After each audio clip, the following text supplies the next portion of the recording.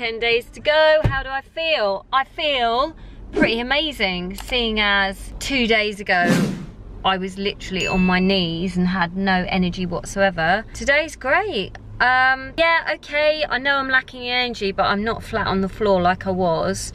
I know my face is getting a bit skinny, but I know that I'm all right. My legs are looking a bit too thin, but I can't do anything about that. I'm a natural athlete. I can't lose fat and hold on to the muscle, because it goes at the same time. Especially as you get older, it gets harder.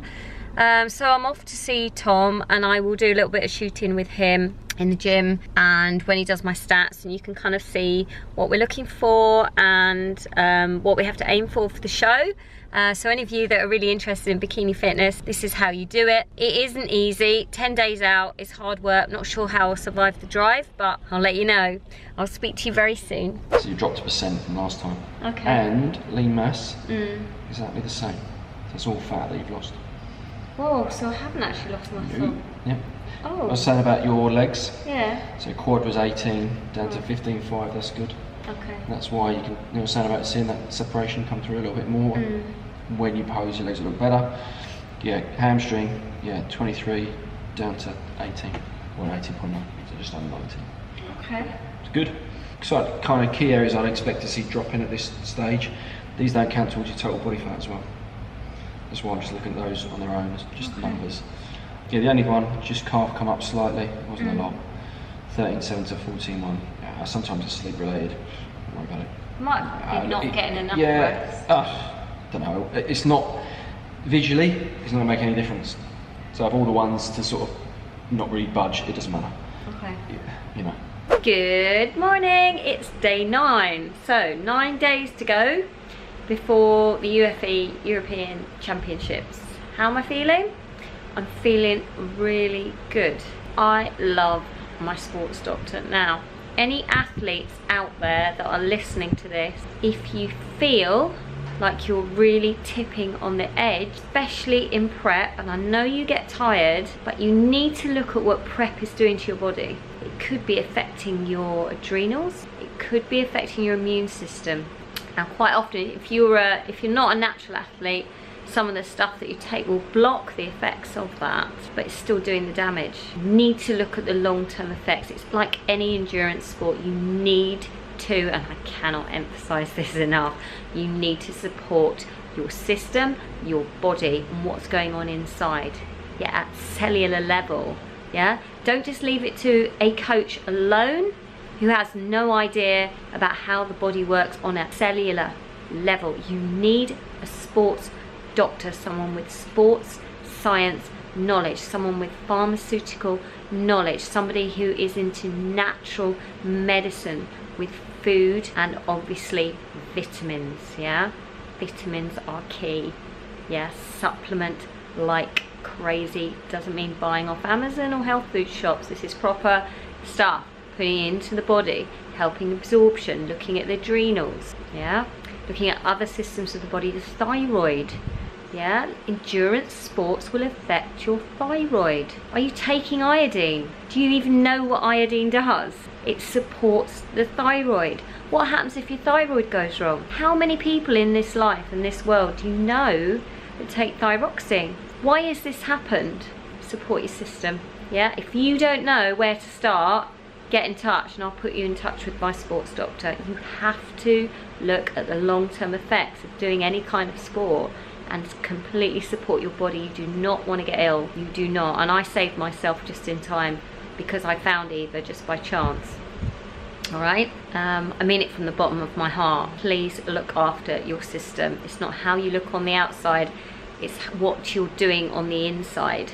And this goes for people that don't exercise too.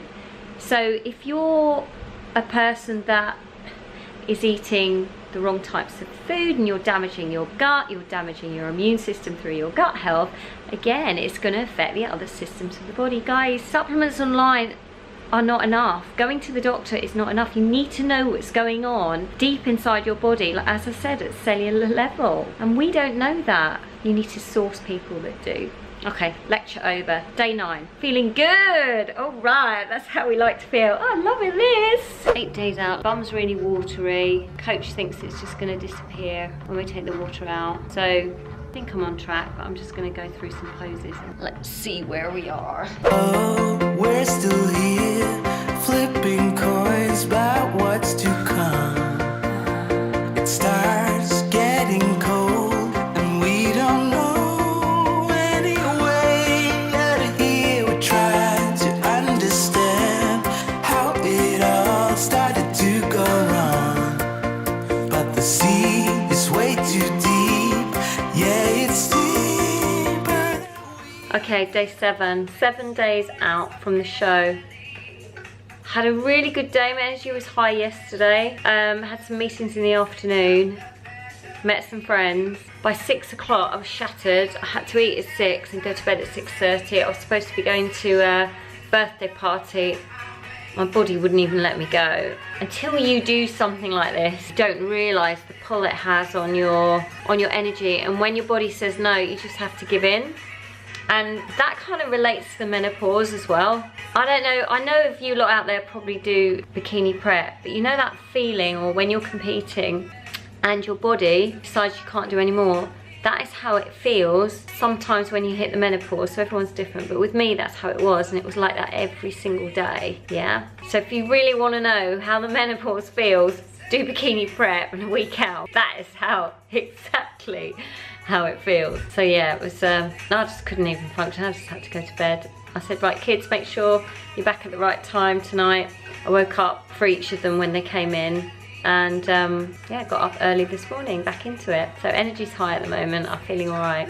I'll let you know how I feel later. So just done some cardio today, feeling good. Energy's up, had a refeed day yesterday. So yeah, really on it, feels great. I think the body's in good nick, shoulders coming through, abs coming through, obliques coming through, and this little bit of body fat is disappearing very, very quickly. So tomorrow I'll come in even more, a little bit leaner.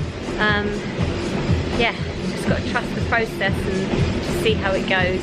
So as you can see, it's an empty gym and it's mainly just me. It's 2 people over there on the treadmill, but I've just done an hour's cardio and surprised how my energy is. But I have been sleeping most of the day and working from my bed, keeping my feet up as much as possible so I don't feel drained. Really looking forward to peak week starting Monday. That's tomorrow.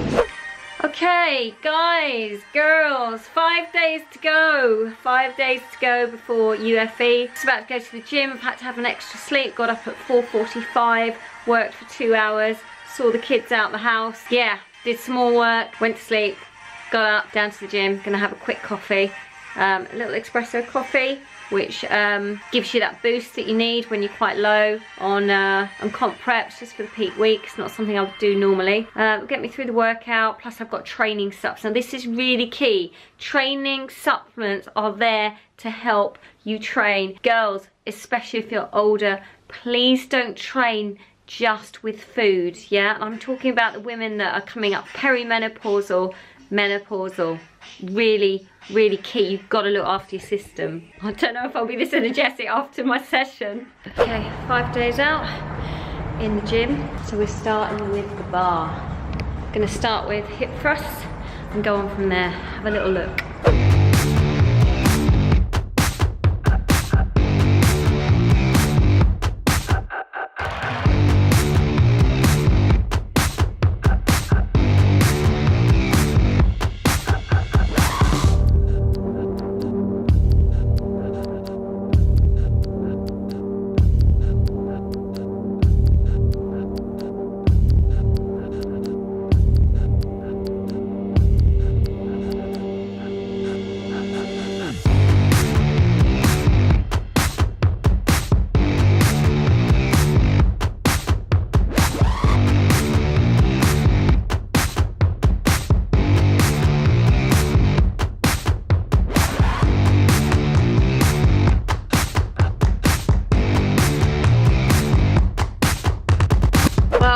It's now Tuesday and not long to go. Wednesday, Thursday, Friday, Saturday. Oh my God, 4 days to go. How am I feeling? I'm alright, I'm okay.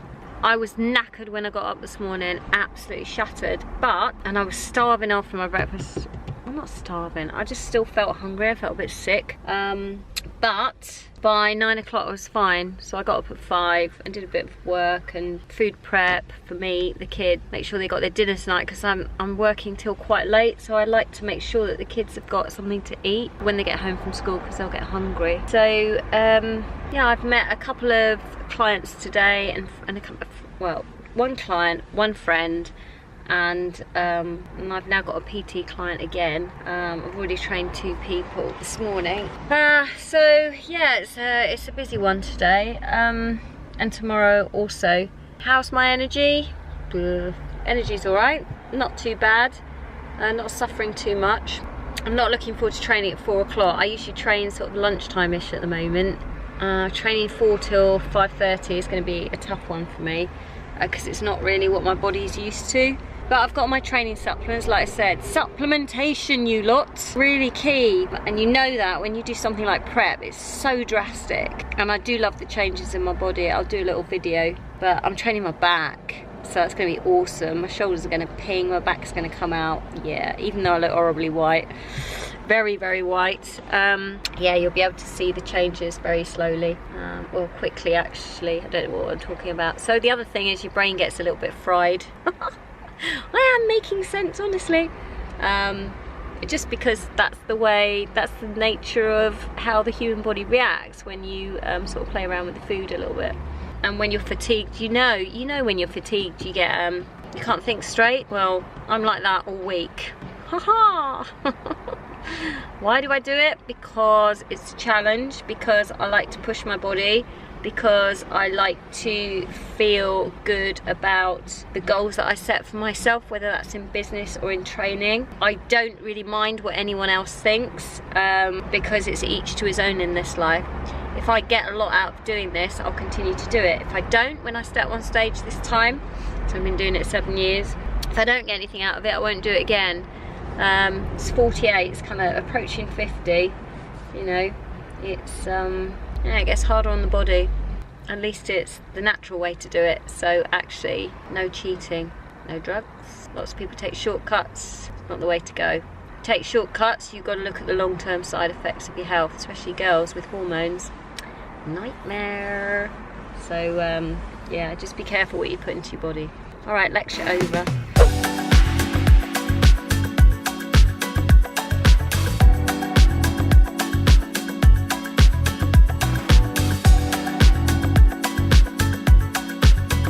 Right, okay, so 3 days to go, just a little bit more of an update. There you go, it's all coming in now.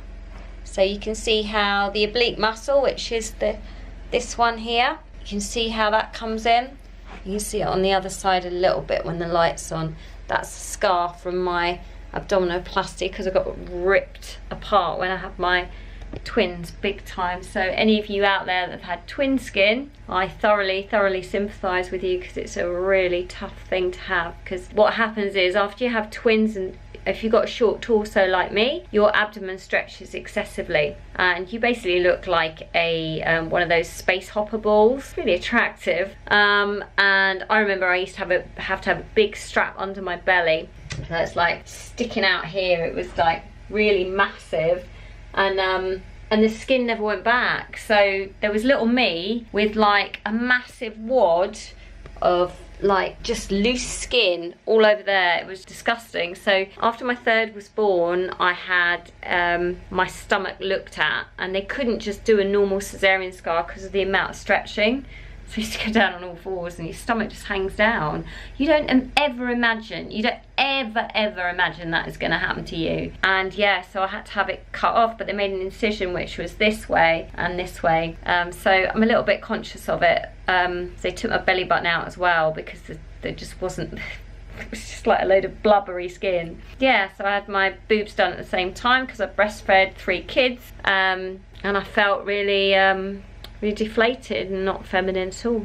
Some women can have babies and it doesn't affect their body at all. It's usually people who've got a long torso, because their body can cope with the stretching, and quite often they'll just ping back. But yeah, I wasn't that lucky. I had a little bit of a nightmare, but kind of made me a more determined person to keep in shape. And the thing is, once you have these kind of operations done, you've got to look after it afterwards, because scar tissue doesn't stretch. Yeah, so if you put on weight and you've got a scar, you're going to get excessively like a buckling of pouches of fat coming out in and around the scar, squashing through. Not a good look. So if anyone has problems out there with scar tissue, with weight gain, and it's kind of deformed their abdomen, then do get in touch. I can give you a few tips on how to exercise and get rid of that body fat, but ultimately it's up to you to follow them. But this is what the channel's for, so I'm gonna go to the gym now.